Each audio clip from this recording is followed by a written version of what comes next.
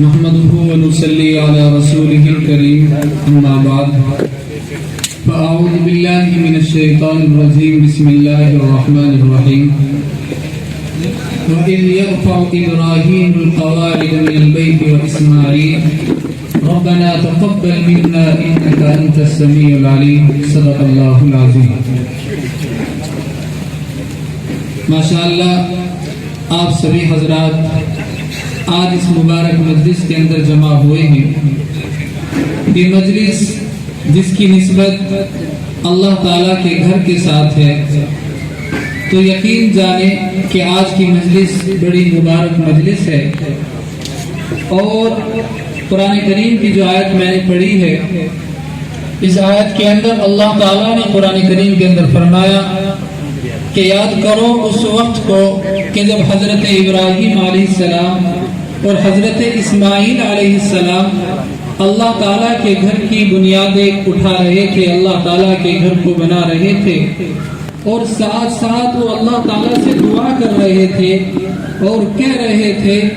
ربنا تقبل منا انک انت السمیع العلیم, کہ اے اللہ یقیناً ہم نے تیرا گھر بنایا ہے لیکن اصل کامیابی تب ہے کہ جب تو ہماری اس محنت کو قبول فرما لے. تو میرے بھائیوں, آج یقیناً ہم مسجد کی نسبت کے ساتھ یہاں پر جمع ہوئے ہیں تو ہم سب اللہ تعالیٰ سے یہ دعا ضرور مانگیں کہ اے اللہ ہمارے اس عمل کو قبول فرما لے. اگر اللہ تعالیٰ کسی عمل کو قبول نہ فرمائے تو عمل کتنا ہی بڑا ہو تو وہ عمل کسی حیثیت کا نہیں ہوتا. تو ہمیں محنت کرنے کے بعد فکر مند رہنا چاہیے کہ اللہ تعالیٰ ہمارے اس عمل کو قبول فرما لے اور اللہ تعالیٰ ہر طرح کی ہماری ریا سے اللہ تعالیٰ حفاظت فرمائے. تو حضرات, آج کی مجلس بڑی مبارک مجلس ہے. اللہ کے نبی صلی اللہ علیہ وسلم نے ارشاد فرمایا من بنا للہ مسجدا بنا اللہ لہ بیتا فی الجنہ, کہ جو شخص اللہ تعالیٰ کے گھر کو تعمیر کرتا ہے, اللہ تعالیٰ کا گھر بناتا ہے اللہ کی رضا کی خاطر, تو اللہ تعالیٰ اس کے بدلے جنت کے اندر اس کو محل عطا فرماتے ہیں. دیکھیے کتنی بڑی خوش نصیبی کی بات ہے. آج اگر ہم اللہ تعالیٰ کے گھر کو تعمیر کریں گے تو اللہ تعالیٰ اس کے بدلے ہمیں کل قیامت میں جنت کے اندر محل عطا فرمائیں گے. اور یاد رکھنا, اس کے لیے ضروری نہیں ہے کہ ہر آدمی پوری مسجد مکمل مسجد تعمیر کرے. جس کو اللہ تعالیٰ نے جتنا دیا ہے وہ اخلاص کے ساتھ, وہ اللہ کو راضی کرنے کی خاطر وہ چند پیسے بھی اگر اللہ کی رضا کی خاطر اس کے اندر ڈال دیتا ہے, لگا دیتا ہے, تو بھی اللہ تعالیٰ کی رحمت بہت بڑی ہے اور اللہ تعالیٰ بے نیاز ہے. اللہ تعالیٰ ہر ایک کو جنت کے اندر اس کے بدلے جنت محل عطا فرمائیں گے. میرے بھائیوں, اب ذرا سمجھیں کہ مسجد ہمارے لیے کتنا ضروری ہے. انشاءاللہ تھوڑی بات ہوگی, جلدی ہی دعا ہو جائے گی. انشاءاللہ مغرب کا وقت قریب ہے کہ مسجد ہماری بستیوں کے لیے, مسلمانوں کے لیے کتنا ضروری ہے. مسجد ہمارے لیے, مسلمانوں کے لیے اس طرح ہوتی ہے جیسا کہ انسانی جسم کے لیے روح ہوتی ہے. اگر ہماری روح نکل جائے تو ہماری کوئی حیثیت نہیں. اسی طرح جن بستیوں کے اندر مسجدیں نہیں ہوتی تو وہاں کے مسلمان وہ صرف نام کے مسلمان رہتے ہیں, ان کے پاس دین کا کچھ پتہ نہیں ہوتا, وہ دین سے دور ہوتے ہیں. اس لیے ضروری ہے ہم جگہ جگہ پر اللہ کے گھروں کو قائم کریں اور مساجد کو تعمیر کریں. اور مساجد کیسے ہونی چاہیے؟ اللہ تعالیٰ نے قرآن کریم کے اندر ارشاد فرمایا فی بیوت اذن اللہ ان ترفع, کہ مساجد ایسی ہونی چاہیے, بلند بنانی چاہیے, مساجدوں کو اچھا ہونا چاہیے. علماء نے مسجد کے بارے میں 3 چیزیں لکھی کہ مساجد جو ہیں ہمارے گھروں سے اچھی ہونی چاہیے. اللہ نے فرمایا ان ترفع, کہ ہمارے گھروں سے زیادہ بلند اللہ کے گھر کو ہونا چاہیے. اور دوسرا کیا فرمایا کہ صرف تعمیر کرنا سے کام نہیں چلے گا, بلکہ فرمایا وَيُذْكَرُ فِيهَا اسْمُهُ وَيُسَبِّحُ لَهُ فِيهَا بِالْغُدُوِّ وَالْآصَالِ, کہ اس کے اندر ایسے لوگ ہونے چاہیے جو صبح شام اللہ تعالیٰ کا ذکر کیا کریں، جو اللہ تعالیٰ کی عبادت کیا کریں۔ اور تیسرا کیا فرمایا؟ رجال لا تلہیہم، کہ ایسے لوگ بھی ہونے چاہیے لا تلہیہم تجارت ولا بیع عن ذکر اللہ و اقام الصلاۃ و ایتاء الزکاۃ، کہ اس مسجد کو آباد کرنے کے لیے ایسے لوگ ہونے چاہیے کہ جن کو اللہ تعالیٰ کے ذکر سے ان کی تجارت، ان کا بزنس وہ اللہ تعالیٰ کے ذکر سے ان کو جو ہے دور نہ کرے، اور وہ اللہ تعالیٰ کو ہمیشہ یاد کرنے والے ہوں۔ یخافون یوما تتقلب، وہ لوگ ایسے ہونے چاہیے جو آخرت کا ڈر اپنے دل کے اندر رکھتے ہوں، جو آخرت سے ڈرنے والے ہوں۔ میرے بھائیو،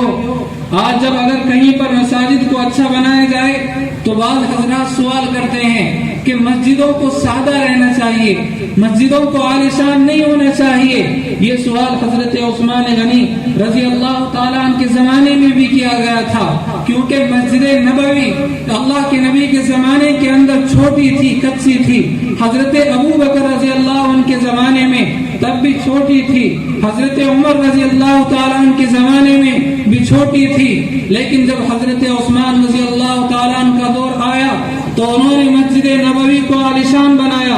اعلیٰ قسم کا اس کے اندر پتھر لگایا اور اعلیٰ قسم کے اس کے اندر لکڑیاں لگائی۔ چنانچہ صحابہ کرام میں یہ باتیں ہونے لگی کہ امیر المومنین نے حضرت عثمان رضی اللہ تعالیٰ عنہ نے مسجد کو عالیشان کیوں بنایا، جبکہ اللہ کے نبی کے دور کے اندر تو مسجد نبوی کچی تھی، حضرت ابو بکر کے دور کے اندر مسجد نبوی کچی تھی، حضرت عمر کے دور کے اندر مسجد نبوی کچی تھی، تو حضرت عثمان رضی اللہ تعالیٰ نے اس کو عالیشان کیوں بنایا؟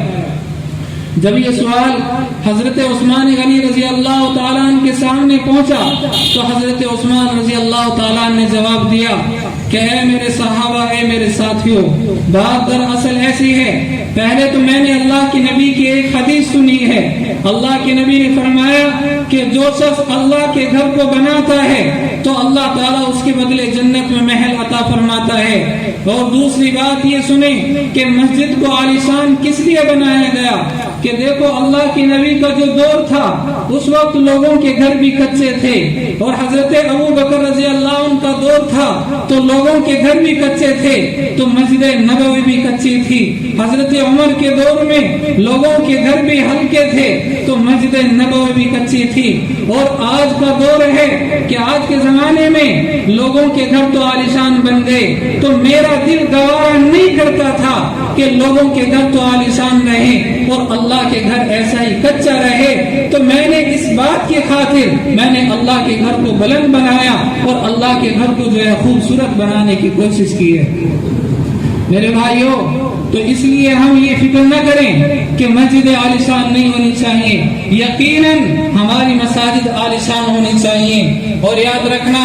آج اگر ہم نے مسجدوں کے اندر کچھ لگایا ہوگا جو اپنے گھر کے اندر لگاتے ہیں وہ تو ایسے ہی چلا جائے گا، بچے اس کو استعمال کریں گے، اس کا حساب آپ کو دینا پڑے گا، لیکن جو آپ کا روپیہ پیسہ جو اللہ کے گھر کے اندر لگا ہوگا، یاد رکھنا ایک قیامت تک باقی رہے گا۔ اور یہ بیت اللہ کی شاخ مسجدیں ہوتی ہیں، جب قیامت آئے گی تو تمام کی تمام مساجد کی جگہوں کو بیت اللہ کے اندر جمع کیا جائے گا اور ان کو اٹھا لیا جائے گا اور جنت کا حصہ ان کو بنا دیا جائے گا۔ تو میرے بھائی، اگر آج ہم نے اللہ کے گھروں کو آباد کیا ہوگا، اللہ کے گھر کو روشن کیا ہوگا، تو کل قیامت تک ہمیں ثواب ملتا رہے گا۔ نہ جانے کتنے لوگ ہوں گے، کتنے حضرات ہوں گے جن کو ہم جانتے بھی نہیں اور انہوں نے اس مسجد کے اندر حصہ لیا ہوگا، لیکن اللہ کے یہاں پر لکھا ہوا ہے اللہ کسی کو بھولتا نہیں ہے، تو اللہ تعالیٰ ہر ایک کو اس کا اجر دے رہا ہے۔ یہاں نمازیں پڑھی جاتی ہیں، یہاں جمعے کے اندر لوگ جمعہ پڑھتے ہیں، لیکن اس کا ثواب ان حضرات کو مل رہا ہے جو اس دنیا سے رخصت ہو گئے۔ ابھی حال میں ہمارے قریبی جناب محی الدین صاحب بسوے، وہ بھی چند دن پہلے ہمارے درمیان میں موجود تھے اور آج کی اس مجلس کے اندر وہ آنے والے بھی تھے، لیکن اچانک ان کا انتقال ہو گیا۔ ان کے لیے بھی دعا کریں، اللہ تعالیٰ ان کی مغفرت فرمائے، اللہ ان کے درجات کو بلند فرمائے۔ تو میرے بھائی، اللہ کے گھر کو روشن کیا ہوگا تو اللہ کے نبی صلی اللہ علیہ وسلم اس سے بڑے خوش ہوں گے۔ ذرا آپ اس کی ایک مثال سمجھ لیں کہ جب اللہ کے نبی صلی اللہ علیہ وسلم نے مسجد نبوی کو بنایا تو 6 سال تک مسجد نبوی کے اندر روشنی کے لیے صرف یہ انتظام تھا کہ کھجور کی کچھ چھالیں جلائی جاتی تھی، جب تک وہ جلتی تو ایک روشنی رہتی اور وہ بجھنے کے بعد ختم ہو جاتی تھی۔ مسجد نبوی کے اندر روشنی کا کوئی مستقل انتظام نہیں تھا۔ تو ایک صحابی ملک شام تشریف لے گئے تجارت کے لیے، جب وہاں دیکھا کہ وہاں کے لوگ لالٹین جلاتے ہیں، روشنی کے لیے لالٹین کا وہاں پر استعمال ہے، تو انہوں نے دل میں سوچا کہ میں یہاں سے ایک لالٹین لے کر کے مدینہ منورہ لے جا کر کے مسجد نبوی کے اندر لگا دوں جس سے ہماری مسجد روشن ہو جائے گی۔ وہ اس خواہش کو لے کر کے وہاں سے ایک لالٹین لے کر کے آئے اور مدینہ منورہ کے اندر مسجد نبوی کے اندر اس کو روشن کیا۔ جب اللہ کے نبی صلی اللہ علیہ وسلم مسجد کے اندر مغرب کے وقت تشریف لے گئے،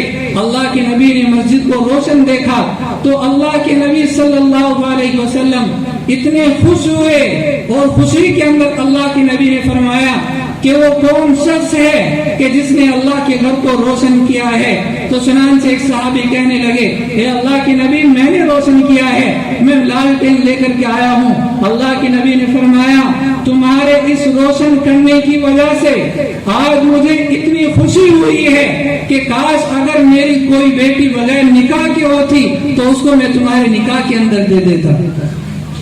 اللہ کے نبی نے فرمایا کہ اگر کوئی بیٹی بغیر نکاح کے ہوتی تو اس کو میں تمہارے نکاح کے اندر دے دیتا۔ تو اس سے آپ اندازہ لگائیں کہ جو کوئی اللہ کے گھر کو روشن کرتا ہے تو اللہ کے نبی اس سے خوش کتنا ہوتے ہیں اور اللہ تعالیٰ اس سے کتنا خوش ہوتا ہے۔ تو میرے بھائی یہ مسجدیں ہیں، اللہ تعالیٰ نے ہمیں موقع دیا ہے کہ ہم اس کے اندر بڑھ چڑھ کر کے حصہ لیں، زیادہ سے زیادہ محبت کا اظہار کریں۔ آپ جتنا اس کے اندر دیں گے اتنا محبت کا اظہار ہوگا۔ جب مسجد نبوی کی تعمیر ہو رہی تھی تو اس وقت صحابہ کرام پتھر اٹھا کر کے لے جا رہے تھے، تو چنانچہ سب صحابہ لے جا رہے ہیں۔ ایک صحابی کو دیکھا کہ وہ 2 پتھر اٹھا کر کے لے جا رہے ہیں، تو صحابہ کرام نے فرمایا، آپس میں باتیں کرنے لگے کہ یہ دکھانے کے لیے 2 پتھر لے جا رہے ہیں۔ اللہ کے نبی نے جب یہ بات سنی تو اللہ کے نبی صلی اللہ علیہ وسلم نے فرمایا کہ وہ دکھانے کے لیے نہیں بلکہ وہ اللہ تعالیٰ کے ساتھ جو ان کی محبت ہے اس محبت کا اظہار کر رہے ہیں کہ مجھے اللہ کے گھر کے ساتھ بہت زیادہ محبت ہے۔ تو میرے بھائیوں مغرب کا وقت قریب ہے، تو انشاءاللہ آپ سبھی حضرات سے یہی درخواست ہے کہ انشاءاللہ ہم جو ہے ان مسجدوں کو ہر طریقے سے مسجدوں کے اندر حصہ لینے کی کوشش کریں اور مساجد کو آباد کرنے کی کوشش کریں۔ جیسا کہ ابھی ہماری کمیٹی نے بہت سارے ارادے کیے ہیں، ماشاءاللہ یہاں سے ایک علمی مرکز بنانے کا ارادہ ہے کہ یہاں سے حفاظ علماء ماشاءاللہ یہاں سے نکلیں گے اور دنیا بھر کے اندر وہ دین کی خدمت انجام دیں گے۔ ماشاءاللہ جگہ کافی بڑی ہے، صرف ضرورت ہے آپ تمام حضرات کے ساتھ کی کہ آپ تمام حضرات دعاؤں کے ساتھ اور ہر طریقے سے انشاءاللہ آپ سب جو ہے ہماری کمیٹی کا ہمارا انشاءاللہ حوصلہ بڑھائیں گے تو اللہ تعالیٰ آپ کے ذریعے سے ہمارے ذریعے سے یہ ایک بہت بڑا کام اللہ تعالیٰ انشاءاللہ مکمل فرمائے گا۔ تو آئندہ کے لیے ارادہ ہے کہ یہاں پر ایک مدرسہ قائم کیا جائے اور حفاظ وہاں پر انشاءاللہ لائے جائیں اور پڑھنے کے لیے بچے آئیں، غریب بچے انشاءاللہ یہاں پر آئیں گے، اس کا ثواب آپ تمام حضرات کو پہنچے گا۔ اور آج تک جو ماشاءاللہ یہ مسجد یہاں تک پہنچی ہے اس کے اندر بے شمار نام ہے، اللہ تعالیٰ سب کو جانتا ہے، لیکن میرے بھائی جیسا کہ علماء نے لکھا ہے کہ مسجد کو چلانے والوں کے لیے اور مسجد کی خدمت کرنے والوں کے اندر کیا خصوصیات ہونی چاہیے اور کون سی صفات ان کے اندر ہونی چاہیے، جیسا کہ سخاوت، ان کے اندر سخاوت کا مزاج ہونا، ان کی طبیعت کا نرم ہونا اور با اخلاق ہونا، زبان کا میٹھا ہونا، ماشاءاللہ یہ تمام باتیں ہماری کمیٹی کے حضرات کے اندر تمام باتیں ہیں۔ خاص طور سے ہمارے جو ذمہ دار ہمارے بشیر صاحب بڑی نرم طبیعت کے، اور جیسا کہ کہا جاتا ہے کہ وہ اکثر نمازوں کے اندر مسجد کے اندر نظر آئے، ماشاءاللہ ہمارے جناب بشیر صاحب ہر دن فجر کی نماز کے اندر فجر سے پہلے یہاں پر تشریف فرما ہوتے ہیں اور مسجد کا خیال رکھتے ہیں، اور اسی طرح ان کو ضرورت تھی کہ ایک جو ہے ہونہار اور محنت تھی کوئی ان کا ساتھ دینے والا ہو، تو اسی کے لیے اللہ تعالیٰ نے ہماری کمیٹی کے اندر جناب سمیر صاحب آپ سب جانتے ہیں کہ وہ آئے ہیں، تو ماشاءاللہ مل کر کے تمام حضرات بڑی محنت کے ساتھ جذبے کے ساتھ مسجد کے لیے بڑے فکر مند رہتے ہیں، گویا کہ اپنے گھر کے لیے فکر مند ہے، اس سے کہیں زیادہ اللہ کے گھر کے لیے محنتیں کر رہے ہیں، ہر وقت ادھر آنے کی کوشش رہتی ہے اور ہر طرح کی یہاں کی ضرورتوں کو پورا کرنے کی کوشش کرتے ہیں۔ ان کے ساتھ میں تمام جو ہیں ہمارے کمیٹی کے حضرات جتنے بھی ہیں تمام کی یہی فکر رہتے ہیں کہ کسی طریقے سے یہ مسجد اچھی طریقے سے آباد ہو جائے اور یہاں کی اتنی بڑی جگہ وہ دین کے لیے صحیح طریقے سے اس کا استعمال ہو جائے۔ ماشاءاللہ ان تمام کی محنت آپ سبھی کے سامنے ہے۔ اب ان کے لیے بھی ہم دعا کریں، اور جن کے نام ہم نہیں لے سکے اور بعض اس دنیا سے رخصت ہو گئے ان تمام کے لیے دعا کریں، اللہ تعالیٰ ان کی مغفرت فرمائے، اللہ ان کے درجات کو بلند فرمائے، اور جو حضرات اللہ کے گھر کے لیے محنت کر رہے ہیں اللہ تعالیٰ ان کے گھروں کو آباد فرمائے، اللہ تعالیٰ ان کے گھروں کو روشن فرمائے۔ اور آپ سب جو یہاں پر جمع ہوئے ہیں انشاءاللہ اب دعا ہوگی، یقین جانیں کہ آج کی دعا قبولیت سے خالی نہیں رہے گی، کیونکہ آج کی مجلس کی جو نسبت ہے وہ مسجد کے ساتھ اللہ کے گھر کے ساتھ نسبت ہے۔ جب حضرت ابراہیم علیہ السلام نے اللہ کے گھر کو بنایا تو اس وقت جو انہوں نے دعائیں مانگی تھی اللہ تعالیٰ نے تمام دعاؤں کو قبول فرمایا۔ تو مغرب کا وقت قریب ہے، تمام حضرات دعا کے لیے تشریف لے آئیں، انشاءاللہ مختصر سی دعا ہوگی۔